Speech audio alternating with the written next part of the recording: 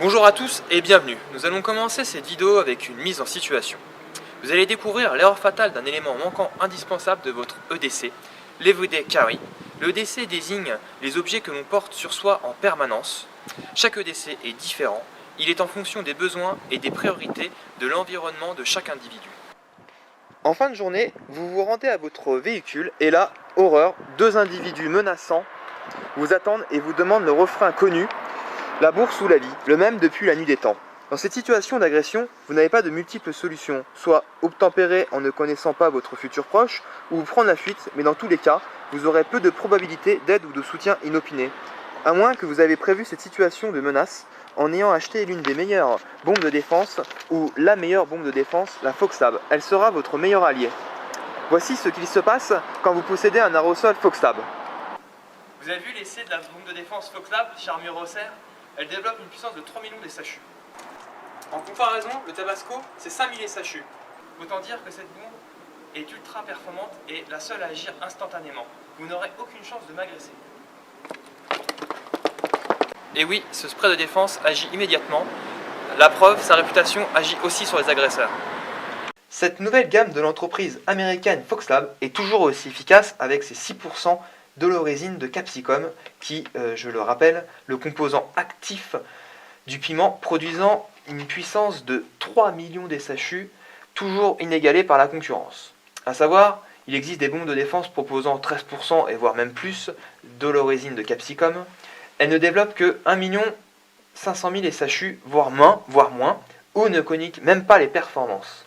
L'échelle de mesure de l'intensité du pouvoir du piment a été inventée par le pharmacologue Scoville en 1912, qui permet de classer la puissance des piments, mais aussi de clarifier la puissance réelle des bombes de défense.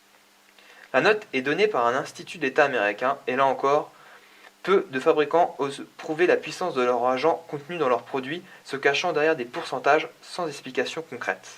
Revenons à la bombe de défense. Elle bénéficie aussi de la solution verte colorante Mint Green, servant à marquer l'agresseur, très pratique pour les identifications, à savoir cette bombe était conçue à l'origine pour les forces de l'ordre américaines, mais aussi Prison Supermax par exemple.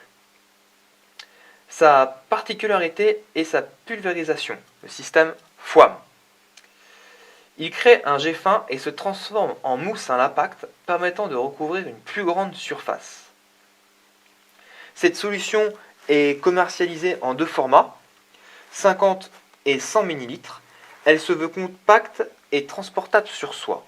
La première fois que nous avons fait l'essai de cette bombe de défense avec les modèles Stream et Cone, dans nos stands de tir, le pouvoir incapacitant du produit était tellement fort à mi-clos, à une distance de 1 mètre, qu'il était impossible d'approcher et de filmer. Cette fois-ci, nous faisons l'essai sur notre parking pour plus de sécurité. Nous allons découvrir la portée du jet, mais aussi son expansion mousseuse de son agent irritant et décrire l'intensité du piment.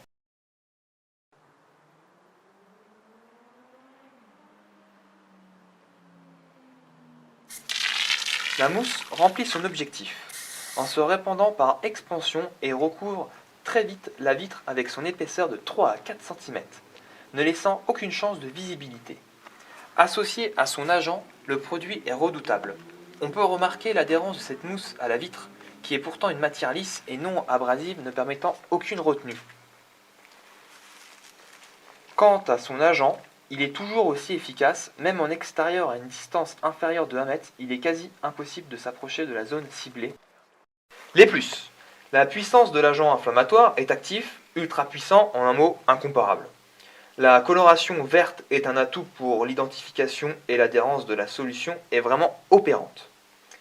La mousse est tout aussi fonctionnelle que le système Stream qui lui propose une pulvérisation en gel avec un champ d'action plus large pour un milieu clos. Le FOAM propose un jet plus fin mais avec une répartition à l'impact plus large et ne contamine pas l'utilisateur et les autres individus non visés par le jet. Le point négatif sera peut-être son prix, compris entre 26 à plus de 30 €, en comparaison où l'on peut trouver des bombes à faible coût, mais demandant plusieurs secondes pour agir, pour que le produit fasse son effet, ou alors l'effet ne sera pas assez efficace et l'agression ne pourra pas être évitée. En conclusion, l'action immédiate est typique de la marque Foxlab.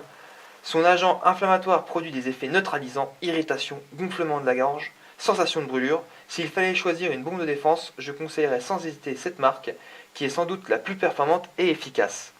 Mon choix est tranché, et pour 30 €, ce spray sera votre meilleur allié en situation de menace, proposant une frappe chirurgicale et instantanée. Bonne navigation sur notre site et à bientôt pour une prochaine vidéo et essai.